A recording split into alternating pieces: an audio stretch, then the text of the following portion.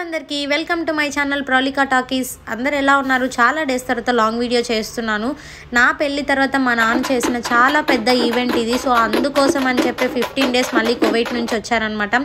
ఇది డే 1. మేము అమ్మవారికి సారీ తీసుకెళ్తున్నామండి. ఆల్రెడీ షార్ట్లో పోస్ట్ చేశాను. ఇంకా ఎవరైనా చూడని వాళ్ళు ఉంటే దీనిపైన లింక్ ఇచ్చేస్తాను, తప్పకుండా చూసేయండి. అండ్ ఇదంతా అమ్మవారి గుడి అండి, కొత్తగా కట్టించారు. 40 ఇయర్స్కి వన్స్ మాత్రమే ఈ జాతర అనేది జరుగుతుంది అంటాం.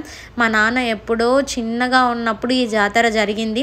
సో మళ్ళీ ఇన్ని సంవత్సరాల తర్వాత వస్తుంది అని చెప్పి అది పెద్దల కాలం నుంచి మా నాన్న వాళ్ళు ఒప్పించుకున్నారు. ప్రతి ఊర్లో ఒక్కరు మాత్రమే ఇలా చేస్తారండి. అది ఆ సారి మా ఇంటి మీదుగా మా ఊర్లో జరిగింది. ఇక్కడ సార అయితే ఇచ్చేసాము అండ్ దేవుణ్ణి చక్కగా అలంకరించేశారు. మా పూజ అయితే కంప్లీట్ అయిపోయింది. సో తిరిగి మళ్ళీ ఇంటికి వెళ్ళాము. ఇది అరౌండ్ 6 o'clock to 9 o'clock పట్టింది. మళ్ళీ 9 o'clockకి అరౌండ్ 9:30 అలాగా అమ్మవారికి ఇంకొకసారి తీసుకెళ్తున్నాము. ఇది ఎందుకు అంటే సిద్ధులకి భోజనాలు చేయడానికి అండి. సిద్ధులు అంటే వాళ్ళు అడవికి వెళ్తారంట, వేషాలు వేసుకొని ఎర్లీ మార్నింగ్ వెళ్తారు, తిరిగి మళ్ళీ ఈవినింగ్కి వస్తారు. ఆ రోజంతా ఏమీ తినకుండా ఉంటారు. వాళ్ళందరికీ భోజనాలు చేయించాలి అనమాట. సో గుళ్ళోకి కావాల్సిన వస్తువులన్నీ మేము ట్రెడిషనల్గా ట్రాక్టర్ మీద తీసుకెళ్ళాలి అని చెప్పేసి ట్రాక్టర్ మీద తీసుకెళ్లారు. అండ్ భోజనాలు అన్నీ కూడా టేస్ట్ చూడకుండా చేయాలి. సో అలా చేయించేసి అమ్మవారి దగ్గర పిల్లలు లేని వాళ్ళు వడపడతారంట కదండి. అమ్మవారు వచ్చి కల్లోకి వరం ఇస్తారంట వాళ్ళు పడుకుంటే. ఇవన్నీ కూడా నేను అక్కడ చూశాక తెలుసుకున్నాను. లిటరల్గా ఒక 3 మెంబర్స్కి నిజంగా దేవుడు వచ్చి వరం కూడా ఇచ్చారంట. చాలా ఇంట్రెస్టింగ్గా చాలా హ్యాపీగా అనిపించింది. అండ్ అక్కడ భోజనాలు అయితే కంప్లీట్ అయిపోయాయి. ఇక్కడ ఇంతమంది ఎదురు చూస్తుందో ఎవరి కోసమో తెలుసా? సిద్ధుల కోసం అండి. ఎప్పుడో చిన్నప్పుడు చూసినారు. మేమైతే ఇంతవరకు చూడలేదు. అసలు ఆ సిద్ధులు ఎలా ఉంటారని చూడాలని అందరం వెయిట్ చేస్తున్నాము. ఫైనల్గా సిద్ధులు అయితే వచ్చేస్తున్నారని తెలిసింది. సో వాళ్ళ కోసం భోజనాలు అయితే ఏర్పాటు చేస్తున్నారండి. వాళ్ళకి 101 ప్లేట్స్ భోజనాలు పెట్టాలి. ఏ ఒక్క దాంట్లో కూడా ఏది తగ్గొద్దు. అండ్ ఎవరు టేస్ట్ చేయకుండా దాన్ని చేసింటారు. సో ఇప్పటికీ కూడా ఎవరు టేస్ట్ చేయొద్దు, దాన్ని తినద్దు అనమాట.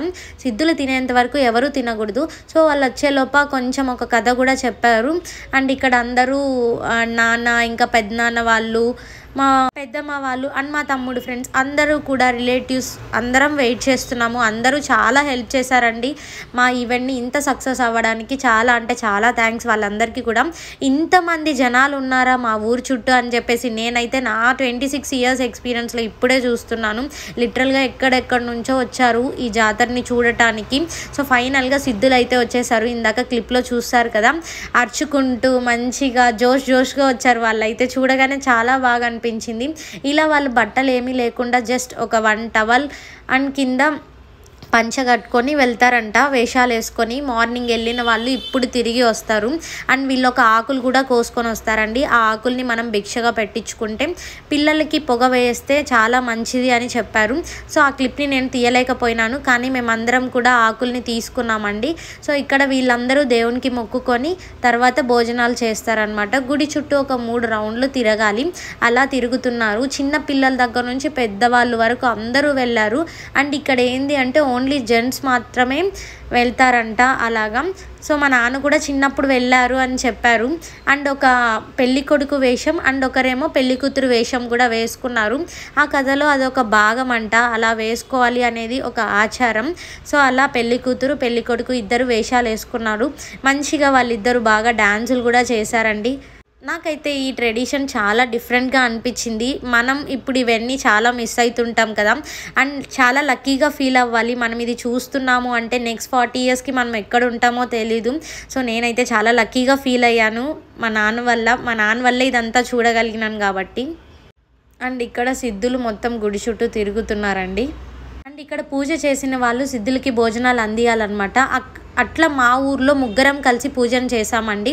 సో అందుకని చెప్పేసి మేము ముగ్గురం కలిసి వాళ్ళకి ఫస్ట్ అయితే భోజనాలు అందించేసాము. దాని తర్వాత అందరికీ కూడా భోజనాలు పెట్టాము.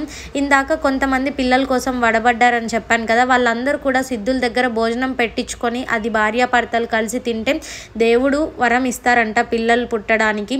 సో అలా చాలామంది సిద్ధుల దగ్గర భోజనాలను కూడా తీసుకొని పెట్టించుకొని తిన్నారు.